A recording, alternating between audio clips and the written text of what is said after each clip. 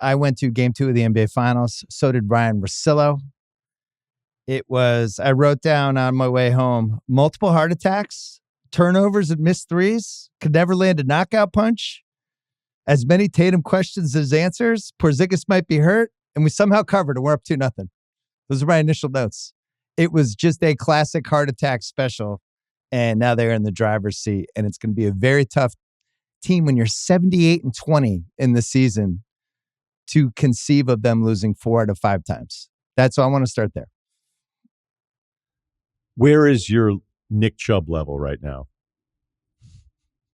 My what level? Nick Chubb, running back. Ever heard of him? What's my Nick Chubb level? I don't know what that means. Just level of arousement, excitement. Your Celtics are 2-0, Bill. Like, where are you? Let's start there. Let's take the floor. I just want to know how you feel. I love Drew Holiday. He is 2004 Patriots personified. He was unbelievable again tonight. I think he had 26 and 11 rebounds and 0 turnovers, and he guarded Luka and Kyrie for as much of the game as possible. And in the second half, it didn't seem like Luka was psyched to have Drew on him. I thought he was the steadiest, best player on the court on either end, other than Luka. And that trade, the fact that Milwaukee makes this big move for Dame, they trade Drew to Portland. He ends up on Boston 5 days later, and he's been their best player in the finals. It's just crazy how that worked out. Milwaukee makes this big trade to beat Boston and gives Boston the guy who's been the difference maker in a bunch of these games. Where do you think, I just thought of this. This could have been a whole title for a pod. But the anger rankings of other franchises watching this series play out. Where's Milwaukee? Is there anyone higher than Milwaukee? Is Minnesota? I still think Minnesota should be so mad, going like, hey, we probably matched up better against Boston. If Cat, I know we've covered the Cat stuff earlier on the pod today. I just out of the top of my mind, I'm like, I wonder how many other franchises are watching this going like, are you fucking kidding me? So that's a great question. I would put Denver first because Denver matched up with Boston the best, and they just have to be like, oh my God, we're out in round 2, and now, watching 20-point lead to Minnesota at home in a game 7 and blew it. So I'd put them first. I would put probably Milwaukee second for giving Drew Holiday to their biggest rival in the East. And then, Minnesota has to be watching this series going, oh, that's what we should have done. And we said this during and after that Minnesota-Dallas series. I just don't understand a lot of the decisions they made, especially with Kyrie. And one of my big predictions I made all week was like, I just thought Boston matched up really well with Kyrie. I thought that Kyrie praise was some of the most over-the-top stuff that I can remember with national media, talking about whether this was the best scoring backcourt of all time. Just talking about him like he was Allen Iverson in 2001, and that he had 16 points. He was 7 for 18 for 16 points, a ton of hero ball. And Boston just kept throwing guards and size and just kind of making him go one-on-one and take bad shots. And he was dribbling into 2 guys. He was throwing the ball to teammates with like 4 seconds left in the shot clock. I thought he was abysmal. I thought he was so bad in that game. Yeah, I don't think the stats will tell the full story. I thought he was awful. And I didn't want to text you because I wanted us to talk about it live on the pod. I thought he was so bad. Yeah, because it was a lot of like, all right, I'll get us there. And then he hits a shot. And he's letting the crowd have it. And the crowd's letting him have it the whole time. And then I was over in this corner where they were really giving it to him again during a time stoppage. And then he starts like turning, being like, bring it on, bring it on. And clearly, like, he has that gear in him. So it's not like Grant Williams being like, I'll be your hero. I'll be your villain. Right. I mean, this is Kyrie. But I kept waiting for like these buckets to happen. And I kept thinking like there was this one attempt, I think it was 189. And he took a 3, and it was like clearly I'm just going to take this shot, which he certainly has the right to take. But yeah, there was just a lot of him tonight where I was like, this is sort of flashy. Do you remember that Jaylen Brown possession where he stayed in front of him in the first half when he tried to work Jaylen? That was unbelievable defense by Brown. they just have a great team to guard him. And I think if you're Minnesota watching this, you're just wondering why you didn't have McDaniels on him as much as humanly possible and just try to put him in a position where he's trying to beat guys one-on-one. Because the other thing, he's not getting other guys involved. He scored 28 points in 2 games, but it's not like he's setting guys up. He's not creating. But those guys are like done. An alley-oop. Like now when PJ Washington has an open 3, I just kind of shrug. And I know he had 17, but he was 1 of 5 from 3. Then Passing they had to run threes too. Right. They had to run Gafford as the number 1 option offensively in the third quarter because that was the Tatum thing that we need to spend some time on and what Dallas was attacking. And then you've got Jones who's 0 for 3 from 3. Like all of these things, OKC's got to be watching this. Just like you said with Minnesota, going, oh, so now you guys are going to turn back into the shooters that we weren't afraid of, as opposed to making everything and taking turns, looking like Steph out there. So I don't even know that Kyrie has anyone to pass to right now that I'm even afraid of. They had 2 lobs. The corner 3 thing is non-existent because nobody's helping, because everybody can play straight up defensively for Boston. Yeah. Well, the other piece, it's the finals and you're on the road and it's a different kind of spotlight, which was one of the things as somebody who likes the Celtics, I was counting on. It's like, cool, PJ Washington and Jones were making threes in these earlier rounds, but they've made 2 different. corner threes. They've made 2 corner threes in 2 games. Well, and you made the key point. PJ was passing up threes by the second half, and he made a couple good drives and little floaters and does that weird little Euro step jump hook thing that goes in sometimes, but the Celtics they couldn't have been happier when Jones was open with the ball from 24. They were like, knock yourself out, dude. They weren't even guarding him. He went 0 for 3 with an air ball. PJ wasn't making threes. Kleba, who, Dallas over and over again has been able, in the last 4 or 5 minutes of these playoff games, they turned into the 2004 Pistons on defense. I don't really understand it, but they were scrambling with Kleba, but he couldn't make a shot either. He doesn't want to shoot. He doesn't. Right. He's done this now twice in this series where he's been on the right side, the right break, going left to right, and he has a catch. And I'm like, okay, let's see it. His shoulder must be messed up to the point where he doesn't even want to shoot, which is a huge problem because he's actually pretty good defensively. And you could think, all right, if the lively Gafford stuff isn't happening, then maybe we can give it a different look and go 5 out, and it opens up some of the stuff for Luka and Kyrie. But now Kleba would be somebody I would be saying, if you're the Celtics, being like, don't even close out on him until he makes 2 of these. Yeah, and Boston was doing some funky stuff in this game that I liked. Like they were playing 3 guards. They were playing White and Holiday and Pritchard a couple times. And they're in a situation where, they missed so many threes. Hauser came in and had a one-man rock fight. I think he was 0 for 5, and all 5 threes were open. But when you think about how many threes that the Celtics missed, we were saying before the series, I thought Boston in 6 was my pick because I thought there would be one game that Luka just won by himself. And I thought there would be one game where the Celtics just didn't make any threes. That was tonight. They didn't make any threes, and they somehow won by 7, and they somehow covered. They were 10 for 39 from 3. But on the flip side, the Mavericks were 2 for 17 on the non-Luka threes. And, if you're looking at them, you had 89 points in the first game, 98 points in this game. And you and I look for the same things when we watch these games. Sometimes it's like, A, do I like the shots you're getting?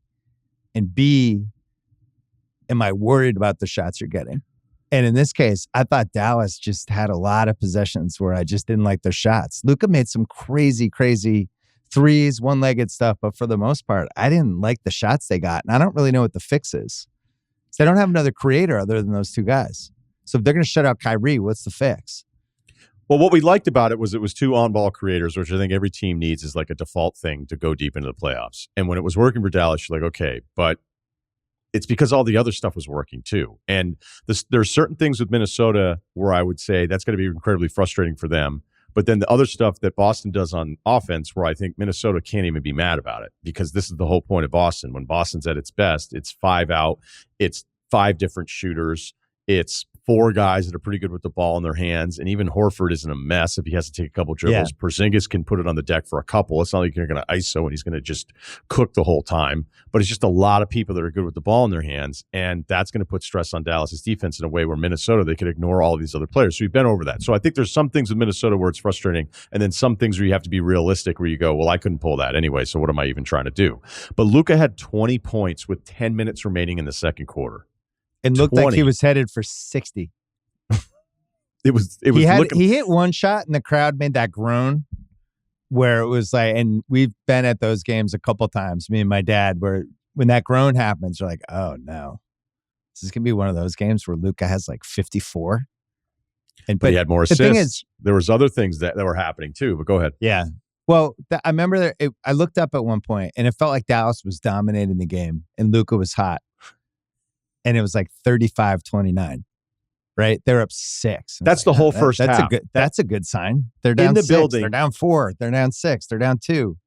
They're up 4. When the entire first half is playing out the way it did, and of course, Luka getting off to that incredible start. But from that point on, where he had the 20 at 10 minutes left in the second quarter, he had only 5 points over, I think, the next like 17 plus game minutes. So you're like, wait, now he's not even involved with the scoring, certainly at the pace, but it's like now it's kind of non-existent.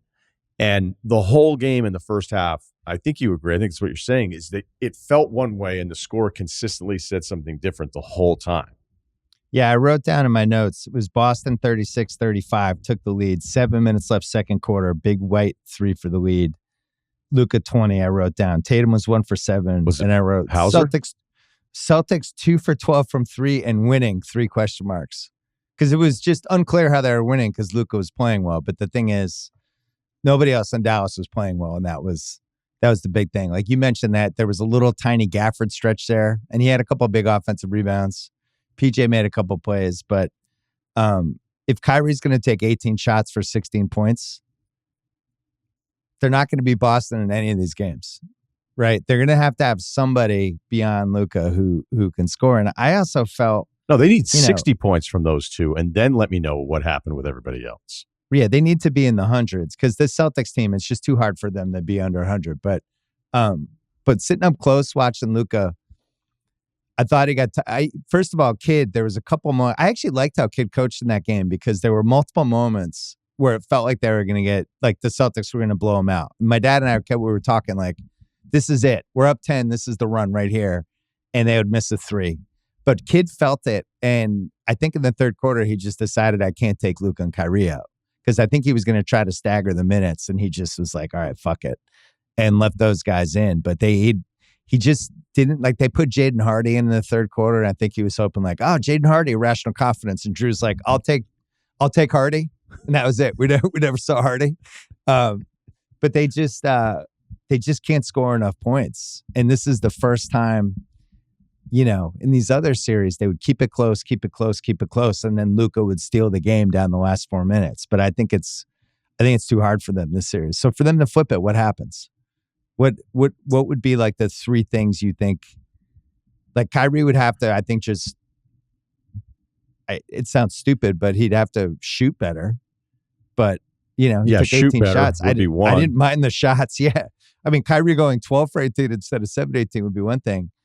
I don't really know those role guys. I guess could you say, all right, Jones and PJ, if you go 8 for 12 from 3, that'll help. But I don't trust those guys. So it's really the defense and the stuff that I thought they stumbled into the last 5 minutes. Really, when it was 103-89, and then all of a sudden it just felt like Boston couldn't score anymore. And they really felt like they unlocked something defensively. And I think that's what they're probably going to concentrate on. Like, maybe this is how we win. These games have to be like 92-89. That's the recipe. Yeah, but that's just saying like, hey, let's do this. Because I want to talk about like the biggest thing. Tatum was terrible, which I know we're going to talk about. So I'm not jumping ahead because you have this look on your face like I'm screwing up the outline. No, here. I think that's an after the break combo. I'm ready to have it. He was awful. So I was wondering, because when this game starts, I'm looking for like, what are they looking for? They wanted to get Tatum on Luka as much as they possibly could. Their decision was, let's attack Tatum, where I'm going, whoa. Because Tatum's a very good defensive player, but it seems like they were just trying to put miles on him and try to wear him out, is my guess. Yeah, and Luka was actually beating him. But then there would be these Kyrie possessions, and they were like, put Tatum back in it. And I'm like, man, because I kept thinking like, oh, is there something else coming from this where then there's a lob waiting? I counted 2 lobs in this game. Yeah. We mentioned the corner 3 stuff that didn't happen. Do you think Jason Kidd cared more about the take than he did winning game 2? That Jaylen Brown is the better Celtic? Was that your first take, tease? Jason Kidd said it's not about the game or the finals. It's about the take. And that's why we put Tatum in a blender. JB's the best Celtic. Listen, the fact that he did that made me feel better about the Celtics' chances, because doing that after the first game, to me, said that Jason Kidd didn't like how the series was going. Like, that's a move you make when it's like an early 2-1 or move. 3-1. I mean, he played the card after one game. He's playing the let me start a Tatum Brown thing.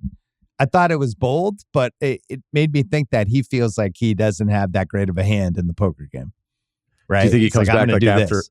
Before game 3? He's like, honestly, Revolutionary War started in South Carolina. That's a great call. No, but let me just stay with it for a second, because I think it was because people were like, "What do you think?" I was like, "I'm shocked that somebody did it. Clearly, he did it for a reason."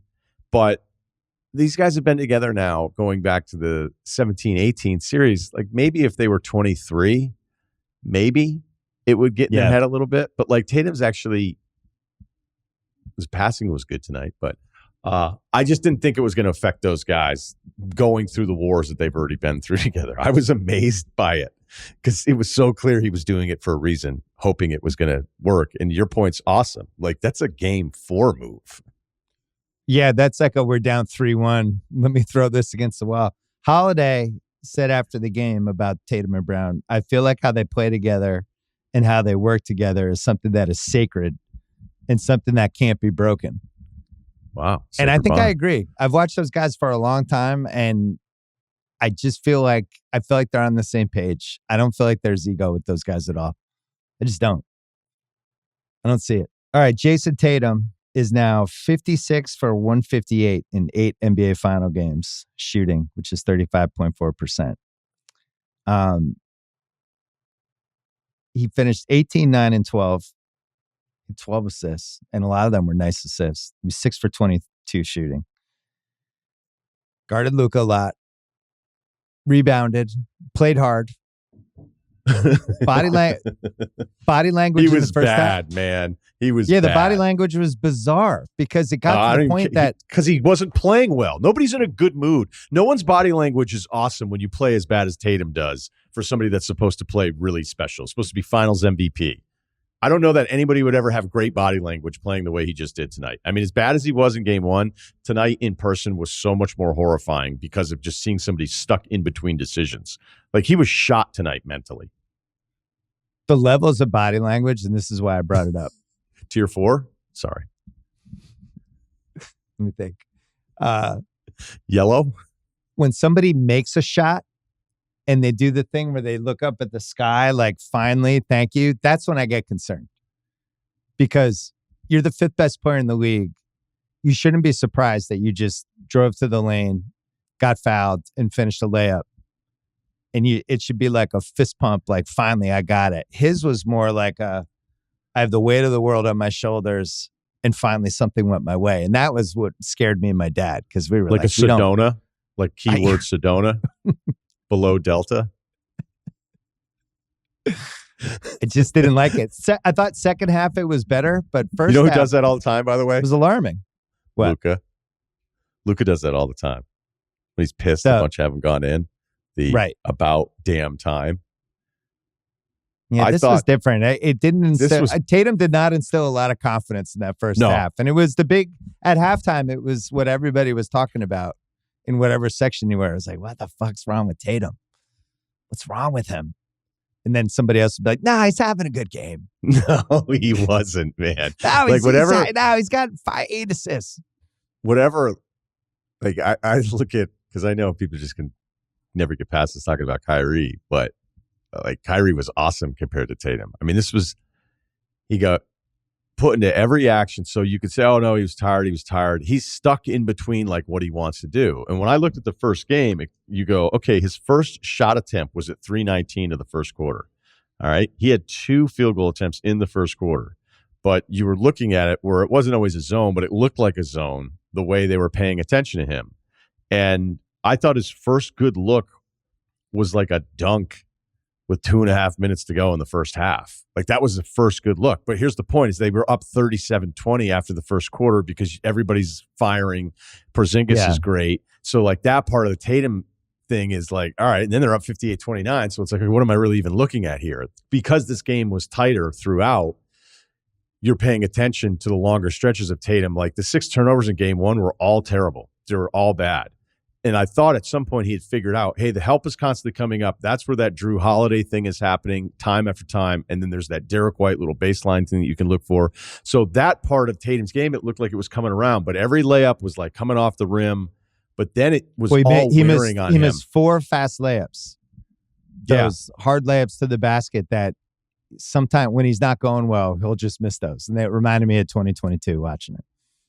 But that's where I think down the stretch, it just started getting uglier and uglier. He was 1 of 7 in the fourth quarter, and it looked like when he was catching the ball, I don't know if you'd agree or disagree, like the thing that always scares me with a player who's really special, and Tatum is you're like, uh-oh, he doesn't know what he wants to do because none of it's working. And that's where you're like, maybe just give the ball to somebody else then. So even if you look at, I like on ESPN, you can do the play-by-play and you can just look at the shot chart for individual guys.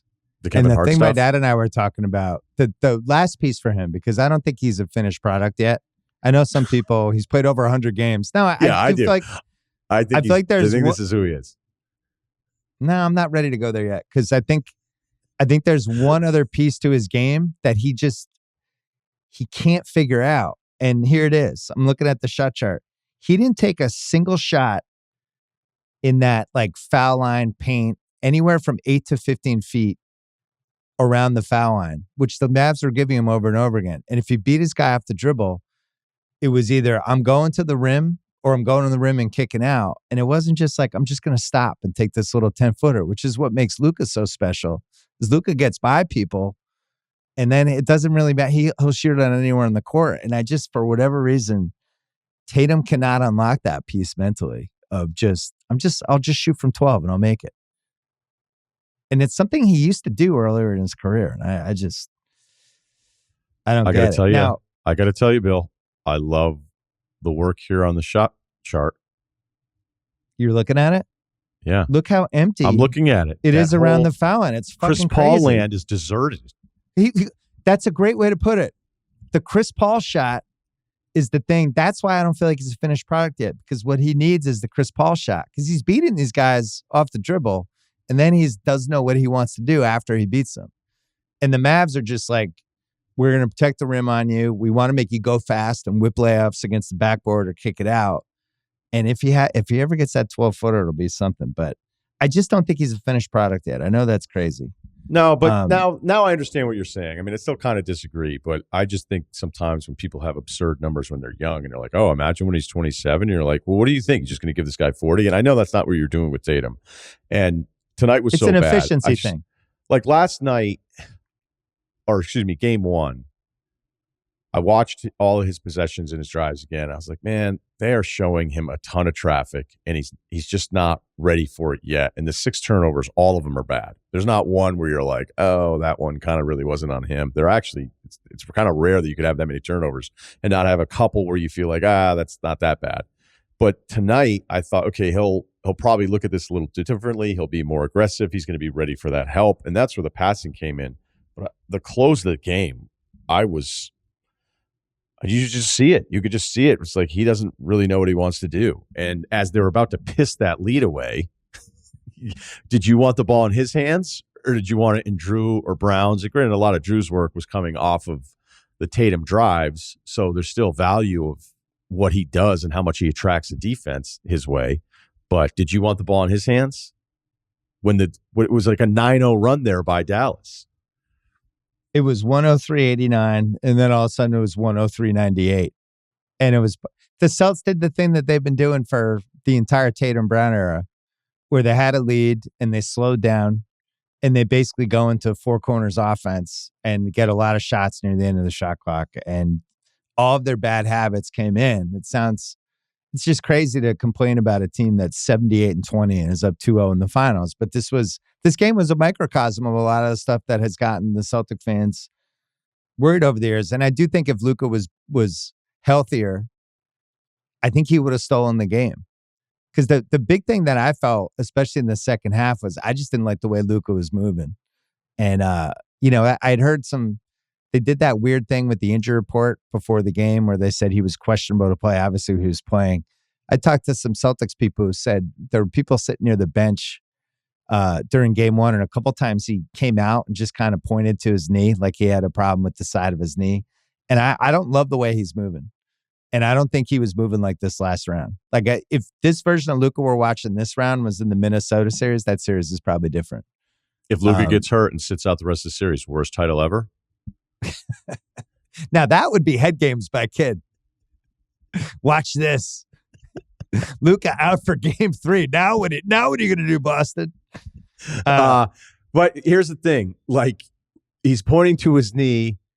He had like a jog bra on of some kind of wrap around his chest on maybe the Brown collision that was pretty violent in game 1. So then it was like, what is it? And it was an upper body thing that he was even downgraded. He kept pointing like a rib or something? Yeah. Right. So he's I'll give that he's hurt. I'm not dismissing that. I'm just telling you he's first team All NBA. When I'm hurt, you're going to know I'm hurt. Fair. Did you think he looked better last round or this round?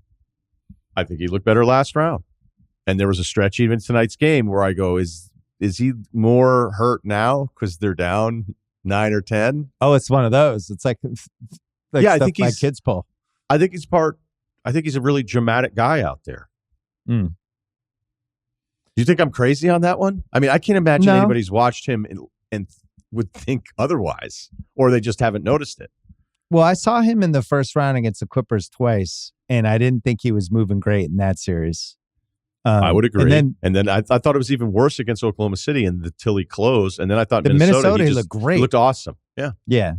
So he may be dinged up and there'll be something or whatever. I'm just telling you, when he has something that is bothering him physically, he wears it like not just a shirt, but like he wears it like a fucking stove, like pipe hat.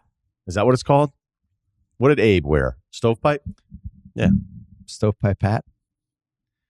One of the things that I think wasn't helping him was that they have all these different guys that can try to attack him.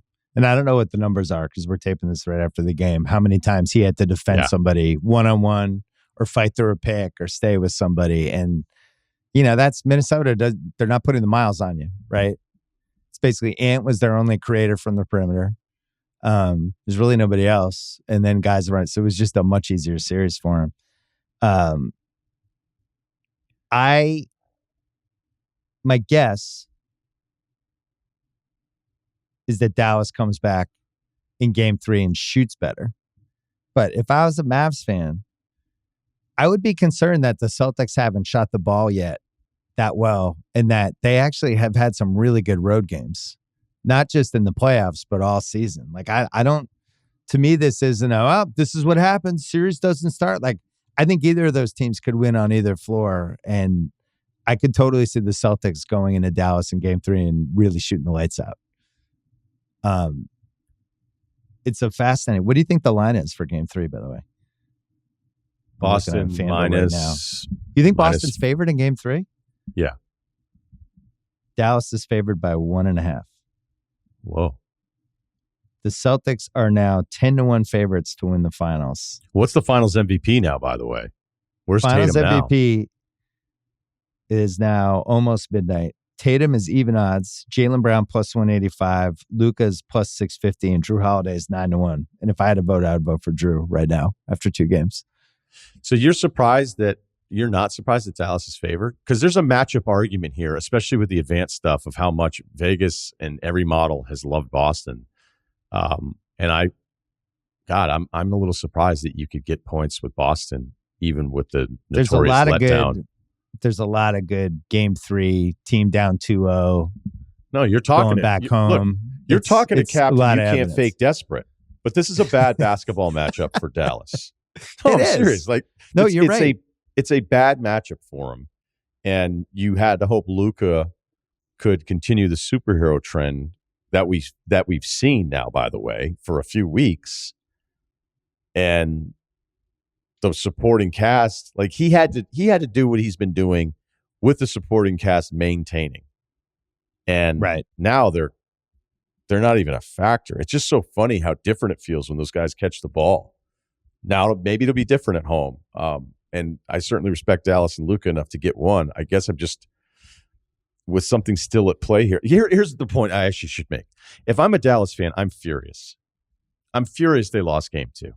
Because this is the game that everybody in Boston's been worried about for 6 months. That, yeah, even if they get there, they're going to have that awful game where they stink it up from 3.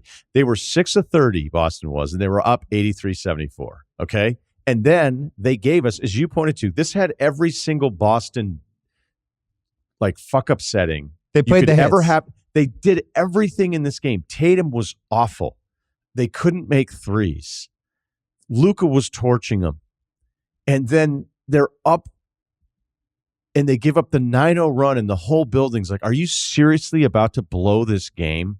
Are you seriously going to do this? Is this going to be the Atlanta Hawks week all over again with the NBA championship on the line? Like, one of you guys can't get a bucket with all of these options. Not one of you is going to get a stop. They did all of those things in the last 2.5 hours and Dallas still couldn't win the game. And that 9-0 run was coming off Porzingis seemingly getting hurt. Yeah. And then he's limping on. Everyone's watching him going, he looks hurt. We should take him out. Possession, they don't take him out. Dallas has the ball. They don't take him out. Possession again, they don't take him out. Kyrie beats somebody off the dribble, and Porzingis has the chase down block behind and decides not to go for it and lets Kyrie have the layup. And an hour earlier would have just blocked it. Then Joe calls the timeout. And he said afterwards that he's fine, but he did not look fine to me. And I thought he tweaked it. But you have the KP tweaks his whatever, and then the Celtics go in that crazy funk. But Drew, when it was 97-89, that was when KP tweaked his leg. They called timeout. And then the big sequence was Drew getting that steal when they kind of trapped Dallas in half court. And Drew gets the steal and ends up hitting the 3.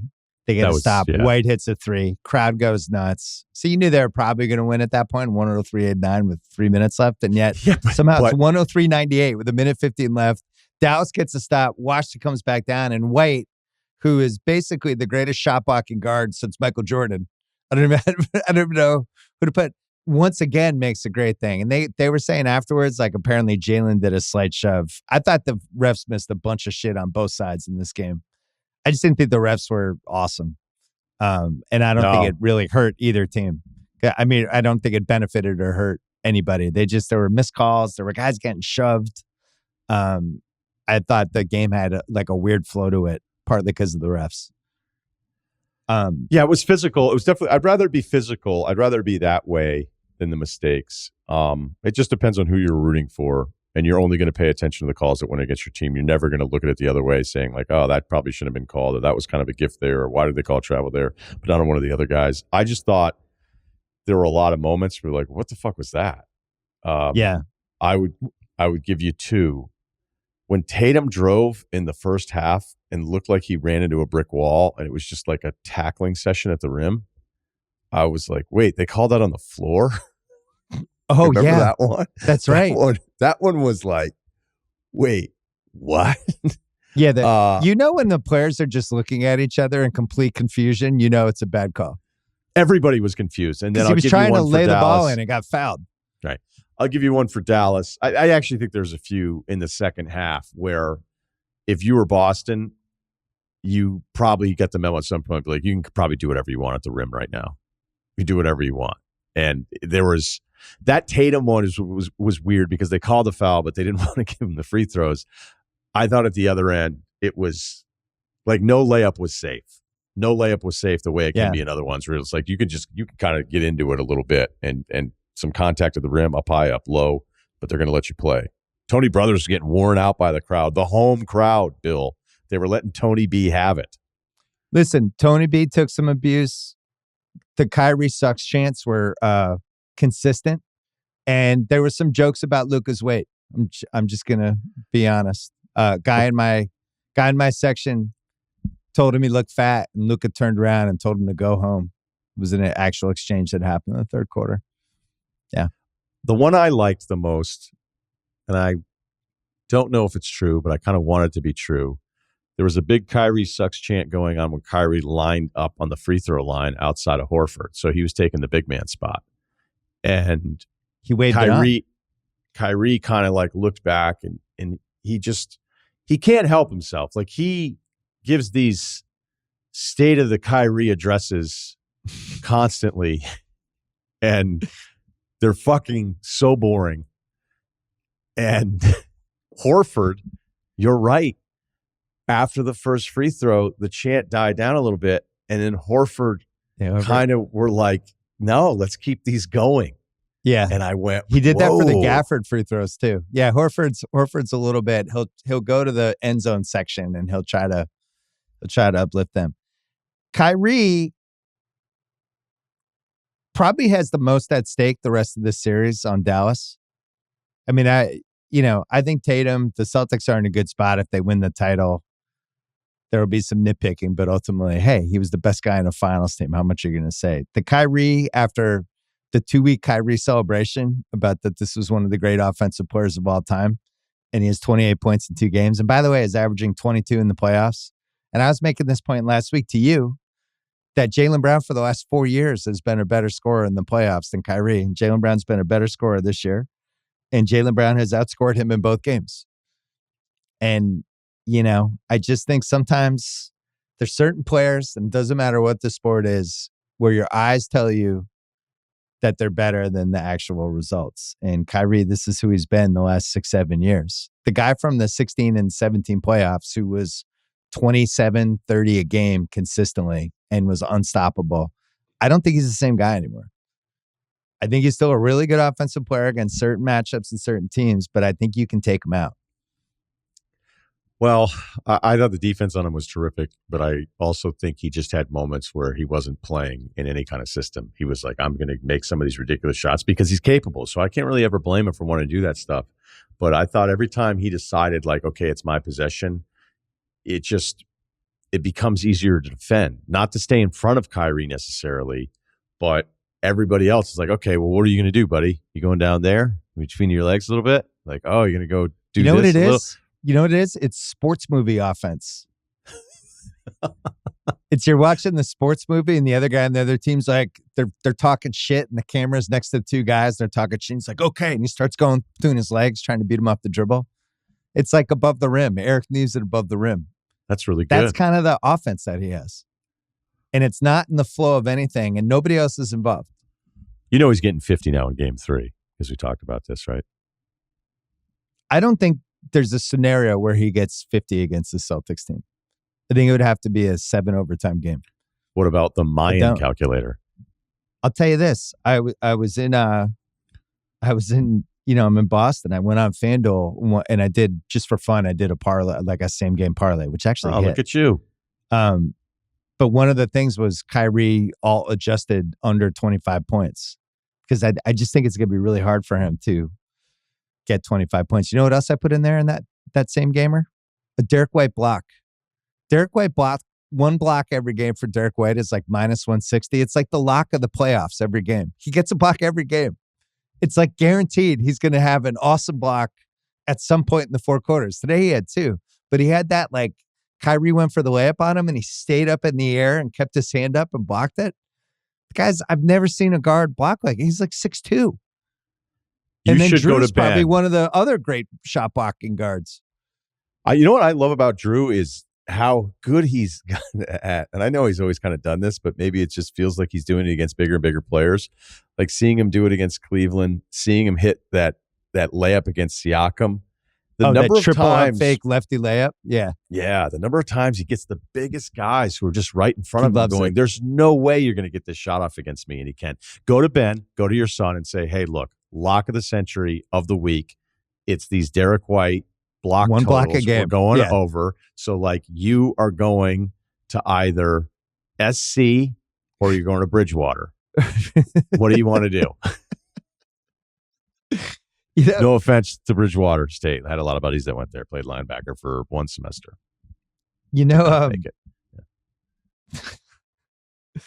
Another thing I love about Drew is watching him. Only a couple guys can do this. Hopping the screen where the guy kind of sticks the leg out a little bit and he can hop around the screen but stay in front of the dude. And it's just like watching, it's like watching like a kung fu movie or something. He jumps sideways, but then goes backwards and he just keeps his position. You're like, how did he do that? It was like that move Kyrie had in game 1 when he beat Horford on the baseline. It's like, how did he just do that? I don't even understand how he got by him. Edwards was doing that in the Denver series too with Murray, where he would hop by these Jokic screens and somehow stay coordinated.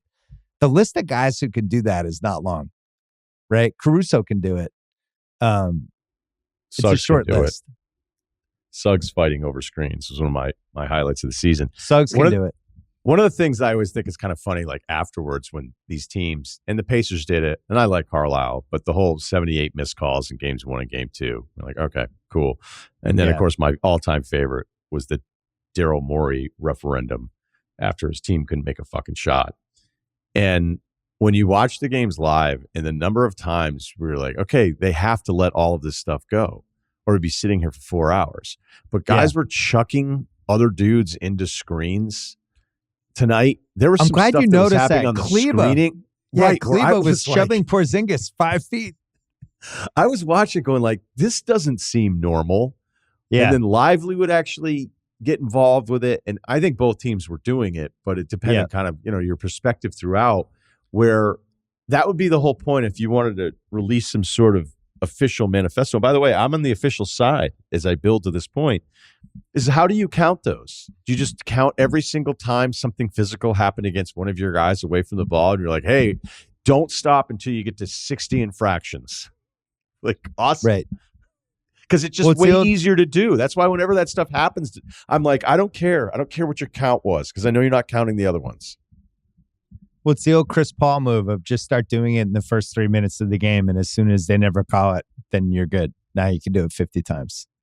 Right. You just club dudes on the side as they're dribbling up. He was the master at it. Big picture. I'm going to give you 2 bets that are on FanDuel right now. Well, I'll give you 3. Celtics sweep plus 270. Celtics in 5 plus 175. Celtics in 6 plus 490. Or Celtics in 7 plus 490 are just the Boston winning the finals bets. Which one of those seems, if I told you the series was going to go 7 or 4, what would you pick? I'd pick 7. So you think Dallas can fire back? So you're expecting a big. Well, you gave me a Kyrie sweep or 7. I never think anyone's going to get swept. I never do, because I just think human nature kicks in too often. I still am a little surprised that you can get Boston plus points because it's a bad matchup for Dallas. It just is. For all the different reasons we talked about the whole thing. We knew it would be a bad matchup. I just figured that Boston would have this game and they'd lose this one and they'd be going back to Dallas 1-1. But Boston won. Boston won the bad Boston Dallas game. Yeah, I would pick the sweep over the 7 just because Boston hasn't really played that well yet. And they're up 2-0. And they could have the game where they game 1. You don't think they played well in game 2, dude? They were up 58-29. And they cut to 8 with like 4 to go. They gave up a 29-9 run in game 1, though. I can't say they played awesome. Like that game. I think they played awesome other than the close of the first Tatum half was bad. Into the first 8 minutes of the third quarter. And that was the only part of the game Boston didn't own. What did they shoot from 3 in that game? They were at 38% in game 1. Right. But they haven't had the game because they do this once a week where they have the game where they're like 22 for 40 from 3. One of those. My point is they haven't had one of those games yet. When it's just like NBA Jam Flames shooting out. On the flip side, Kyrie hasn't had a good game yet. So if you're a Mavs fan, that's what you're banking on. And I think that's it. I think if he doesn't have a good game in this series, they're going to get swept. I don't think they can win any of these games if he doesn't play well. If he's going to have 16, 12, 14, 17, 18, like that's just not going to be enough. Unless they do let's turn this into the mid-2000s finals. Let's make these 92-89 super physical. Let's go that route. Slow it down. Because they tried to play fast, I thought, in the first half. You could see they were trying to get in their actions faster, especially with Kyrie, trying to speed up what they were doing offensively. And it worked for about a quarter, and then the Celtics caught up with the pace on it, and it didn't work after that. especially just since they didn't. started missing threes. I don't think it's sustainable for Luka to be having to defend as much as he is, more so than against Minnesota. And then also when Kyrie's not going to show up and no one else is going to make any shots. The corner threes are non-existent. There's no lob threat like there was against Minnesota. It's like, hey, Luka, can you get 60 and we hope they miss a million shots? Tonight has to be. I just left the arena going like, I can't believe if I'm a Dallas fan, be like, Boston did like 3 of the bad things all in the same game. And they still won. Yeah. Maybe Jason Kidd could say he thinks Peyton Pritchard's the best player, and then the Celtics will play him more. Because this may not be a Peyton Pritchard series. They ran a play that they've ran a couple times this year at the end of the third quarter, and it worked. And he banked a running 3 in. That was a huge momentum shift. And then did the Peyton Pritchard thing, which I love when he does it. Started doing that's what I do, coming back to the bench and high-fiving everybody because it was a set play and he actually scored. He did bank the 3 in, but I'm not sure if that was intentional or not. I just feel like every minute that he's out there, granted, he only took 2 shots tonight, but he was 0-7 in the first game. He transferred it. He did the it follows and he transferred the evil being to Hauser. Can we predict Jason Kidd mind game move for between game 2, game 3? No bigs. Hardy, Josh Green, Luka, PJ, Kyrie. There's nothing he could say to the media, though. He's got 72 hours here. I don't know. It sounds like you may have something cooking. What do you think he'll do? Probably something about the officiating and some things he didn't like, probably planting the seeds on how they're defending Kyrie or something like that. That would be my guess. The other move is talking about how they need to be more physical in the finals, especially when you get to this level. It's going to be a war, and we're not showing enough fight. He's going to do like the kind of prodding his dudes to just be basically knock the Celtics around a little bit and see. Yeah, it's a pretty mellow Celtics team for the most part. Maybe try to intimidate them a little bit would be a move. And Kid Love, he was on those Nets teams that were he played with Kmart. Mutombo had the elbows, but I could that Dallas in 2011 was one of those teams, right? He might call his own team Marion. out. He might say, "Hey, PJ, you're mean. missing. Yeah, Derek Jones, you're missing. Like, we need to get Lively more involved with Kyrie Reed." And I doubt he's going to go. I don't think you go at Kyrie. I think it's a constant massaging thing where you show him how appreciated he is. I don't think you can go at him at all. Kyrie, you're doing great. Please, Kyrie. And you're just not going to mess with Luka because it's not like, unless you want to do like the coach's son thing where you yell at the coach's son to get the out of shape kid to pay attention who's picking his nose. You're not going to say anything to him. Do you think he does I saw some guys who were afraid to shoot. I saw some guys who were afraid to protect the rim. Kleber's arms might not work. That might be the reason he's not shooting, but the Kleber one you know what would really be a good one for out. him? Here would be a good one. I thought the 2 toughest guys in the game were their 2 guards, because then it's insulting his team, but it's also kind of a backhanded compliment to some of the Celtics. But he says Pritchard and Hauser. Then it really gets cranked up a bit. I'm excited to see where this goes. Well, it's just a classic 2024 Celtics. Like, they could sweep and they could finish 80-20, and people are like, Tatum shot 36%. It's just one of those teams. Is he a superstar? I know he's the Finals MVP, but is he good? So far, that would be the most fitting thing ever.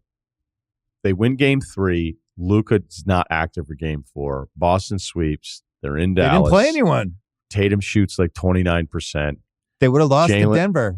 Jalen wins, and then local radio is immediately being like, do you have to trade one of them now? Do you actually have to trade Tatum? Can these guys coexist? There'll be duck boats, and people are still going to be like, huh? I don't know. We'll see. How many teams should they have lost to if the injuries hadn't worked out for them? Should they have lost to Milwaukee? Ding, there's one. Denver, if they just hadn't screwed up game 7, there's 2. Just go through. Yeah, look, they figured out something with the math, and they figured out the switchability on defense and the fact that their best players don't have to be awesome for them to win close playoff games, which is something that a lot of other teams cannot say. How about we do this, though, for just a second? If they were able to, pull this off, it looks pretty good so far. I think most people would agree. They're 10-1 favorites, so it looks solid. Yeah, the run of injuries. And look, a lot of teams have injuries that happen in their past. This was more exaggerated because it was just all of these guys all over the East, right? You could really start making the list longer, although I don't know how Brunson's broken hand is on the Celtics somehow. But there has to be some, and no one's really going to do this, but if they were to win the whole thing, Bill, I think there's also like a fair conversation that's actually complimentary of the Celtics being like, hey, you know what? When they decided to flip their tough guy, Marcus Smart, right, for Porzingis in this deal, when they traded the heart and soul of the team. Yeah, right. Heart and soul team. I don't see a lot of those pieces anymore. When they traded Neesmith for Brogdon, that led to Drew a little bit later. Like the Celtics built real depth. They built incredible depth with people that could be trusted. So is it their fault that they had more depth than some of these other teams? And of course, like no Giannis, Embiid constantly being a question mark in all these different games, Halliburton going down, Mitchell. Like, I'm not trying to tell you this was tough. I do think that there's a positive, though, on the other side that's completely ignored with valid criticism about the opponents.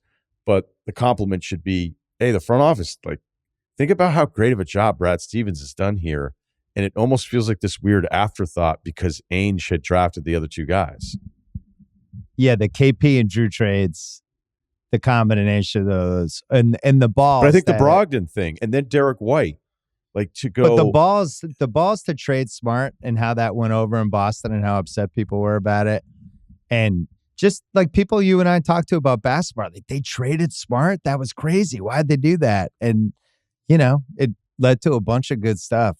The Drew trade was, I think, more logical, but being able to build a sustainable contender, but then. That's fine, but you don't want to end up like OKC from 2009 to 2016 either. So the finals would erase that. It would be their first title in 16 years. Yeah, 16 years. But it's an amazing success story with really what goes back to trading Garnett and Pierce in the first place, if it happens. Doing that trade, which leads to the Tatum Brown picks. And then doing these second ones, and over again, they were proactive in the right times, which, I think you could say the same about Dallas. But I think whatever happens the rest of the way, people are going to talk about, it'll be a yeah, but title. I know it is. Yeah, that's right. How it's going to go. It's going to be yeah, but. You were pretty fair about the Lakers bubble titles, so I know you would hope for the same fairness. Well, I'll tell you this. I'm waiting to see how LeBron interjects himself into the finals this week, and I think it's going to be effusive praise about Drew Holiday, how he's the one guy in the league he always wanted to play with, followed by some sort of story about how he was pushing the Lakers hard to trade for him, and Pelinka didn't get it done or something. But LeBron knew that Drew was, he knew this was going to happen. I could see that. Because last week I thought he played the Kyrie thing really well. That's good. What he wouldn't give to have Kyrie again. No, that's good. Be like, I can't believe the Celtics ended up with Drew. That was my number one target. I tried to tell everyone that's who we should get. Be a good one. All right, we're gonna take a break, and then we're gonna throw it to the other part of the podcast, which we taped earlier in the afternoon, and is very enjoyable and has a lot of NBA talk in it. Celtics up 2-0, unless you have any other stories from the crowd or any Boston stuff that you saw tonight. I saw nothing. You know what I like that they're doing? They had Char as the hero among us in game one, and then Matthew Slater today for game two. I like bringing out the popular athletes. They really, I thought, supercharged the crowd. I thought that was cool. And in general, I thought the energy in there was great. It's just so funny that there was 10 points during the game where the crowd was like, the roof's going to come off. Missed three. Roof's ready to come off. Missed layup. And they just could never get over the hump and make this awesome game, but maybe it'll happen in Dallas. It had to be louder game one, right? Yeah. The KP, the the KP stretch when it went from whatever tie game to 37-20 was the loudest I can remember it being since probably 2 years ago. Or maybe I wasn't at the Tatum Philly game. I got something for you. You weren't there for that one? That was probably wasn't nuts. At the game 7, but I heard that was a really good crowd. I think they've done a really good job making all the stuff right around the court feel more packed than ever before. Like, I just remember there was more space, and now that there's very little space, which doesn't make it easy to navigate, it feels like there's just extra rows now, and it just fills in a way. I don't remember it when I used to live here, but maybe, I don't know, maybe I'm just older and I feel more crowded. It's a good vibe. I went up and did the Celtics pregame show with Scal, Eddie House, and Tom. Yeah. Oh, my God. So you want to hear something funny? So it was great. So I walked up, and there was just this one angle of me to be able to like get through the crowd and then just go to security guy. And I didn't even look at who was at the desk. And there's this pretty put together, you could tell, like former law enforcement guy, white guy, older than me. And he looks at me because I'm like kind of coming up to be like, hey, I think I'm going on here soon. Can I get through? And the guy's like, I don't know who you are, and I don't know what you're talking about. I was like, I'm totally okay with you. I don't expect anybody to know who, but the producers are right over there, and I'm in the next block, and they want me in. And then he like was looking at me, and then I look and realize he's Adam Silver's bodyguard. So he saw me like kind of beelining it towards the set, and thinking, why is this guy like walking so aggressively, like in a straight line, and then being like, hey, I'm going up there. And there was like a back area, but I wasn't, people can pretend, but like, I'm never rude in those situations. I never expect anybody to know anything, even though I, had this big badge on. And he's like, look, I'm here with Adam Silver. Like, I don't know what you're talking about, who you are, or who the other guy is, or whatever. I'm here for Adam. And then I kind of like put it all together. We both put it together. And I go, hey, you must have thought like, what is this guy doing? He goes, that's exactly what I thought. You thought he was like, you're like an assassin. Yeah. I'm like, I can't believe Seattle's gone. So disgruntled Sonics fan from 07. Yeah, in the moment, he's like, I can't believe you left Clark off the Olympic team. He's like, dude, that's a different commissioner. That's different. It's not Adam. That wasn't Adam. So then it was just this awesome moment of like both of us laughing. I was like, you must have thought. He was like, I was ready to tackle you. And I was like, I did not want to be tackled. And then the producer comes over and he's like, Ryan, we're over here. We're over here. So Adam Silver, your guy, is on it. And then was also like, what I love with people that are in some sort of authoritative position, because granted, those people can have terrible attitudes because they're dealing with so many assholes, especially at something like this, a big event. We had this moment of like relief where it was, oh yeah, like I was wondering what your deal was. And I could see why you would think I was in charge of this whole set because I'm security. I'm in front of the entrance, and we all worked it out, man. And then I said hi to Adam, and then I went on, and it's pretty funny because Scal, Eddie, myself debated Tatum Brown, and I was like, look, I don't want to do this. Jaylen Brown's game 1's probably one of my all-time favorite Jaylen Brown games. I loved it, but Tatum's a better player. And Eddie probably wanted me there for the post game. Is there an alternate universe where you just live here and you're like battling Felger on some different station and doing the Celtics pregame, postgame, and really enjoying the fucking shit out of it? Would you want to do it for like a year? No. Okay. Me neither. Do think about it sometime. It would be a fun. Do you like to do that? Do you ever do the alternative choose your own adventure Bill Simmons stuff? No, it's just like. You never do that? You never think like, hey, if this didn't happen or this didn't happen? No, I'm saying like right now, would it just be fun to do it for a year? Oh, just if I'm doing anything fun for a year, no, I'm getting league pass in St. Bart's and I'm doing like a boat thing on the weekend. That's the closest I would be. Are you going Haralabob? No, I can't like afford Haralabobs. Division 3 St. Bart's basketball team? No. I mean like St. Bart's and then get better at boating and then just keep doing this.